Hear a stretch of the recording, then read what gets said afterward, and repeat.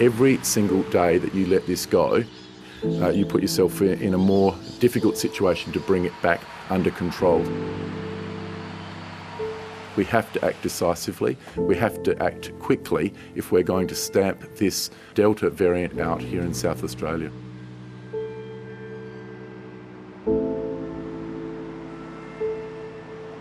I feel like a prisoner. It's hard. Very hard. And it doesn't matter what they say to you about mental health support.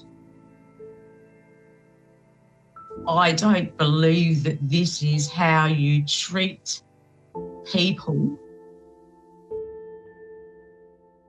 Sandra Williams unwittingly found herself at the centre of South Australia's coronavirus outbreak when she attended hospital at the same time as the state's initial positive case. What happened next stunned her. When I found out I was heading to a Medi hotel, I had been in the ED overnight, awaiting scan results, when I was absolutely gobsmacked that I was being told this and had no option whatsoever. You just feel powerless, totally powerless.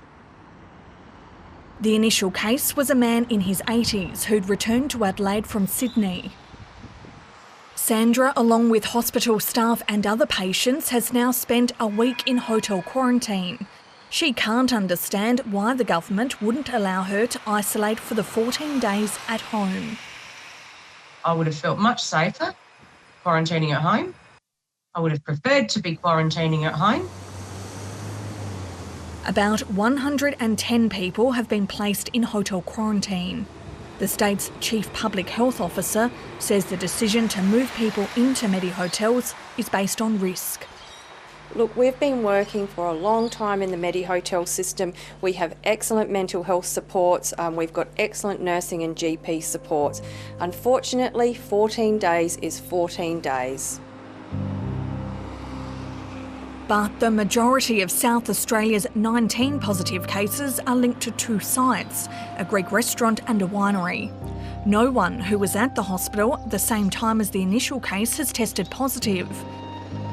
Sandra's tested negative 3 times. There are concerns about the policy even within the Liberal Party.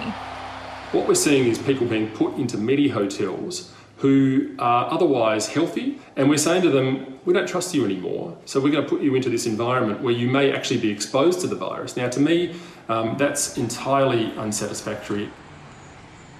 Well, look, there's lots of people that think we've gone too hard or too soft. The reality is we will do whatever it takes to keep our state safe, and I think we've proven this since day one.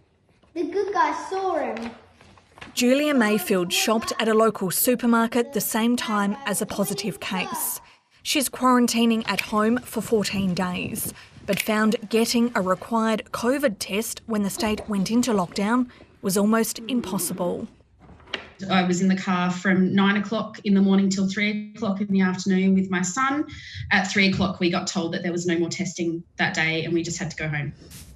I think we'll be out pretty quickly. Despite her initial frustration, Julia is pleased South Australia is on track to come out of lockdown tomorrow night. I feel like in South Australia there has been criticism of us going in really hard quite early with very few cases, but looking at what's going on now in New South Wales, I'm very confident that South Australian government did the right thing. Sydney went very slow, very late and not very hard. Melbourne went much quicker and much harder. Then finally Adelaide went incredibly quick and incredibly hard. And now we're seeing the results. If we think of the Olympics, I would give South Australia the gold medal. As you can see, no opening windows, no fresh air at all. Sandra Williams has another 7 days in hotel quarantine. She wants the government to reassess her situation and let her finish her isolation period at home. And I am not opposed to locking down. I am not opposed to the government. But when you're in the thick of it and you see mistakes, for people enduring unnecessary hardship, that's where it comes down, where you got to go, this doesn't make sense, this is questionable.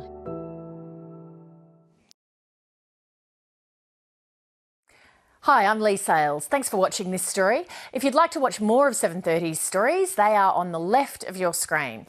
And tap on the button below to subscribe and get the latest from ABC News.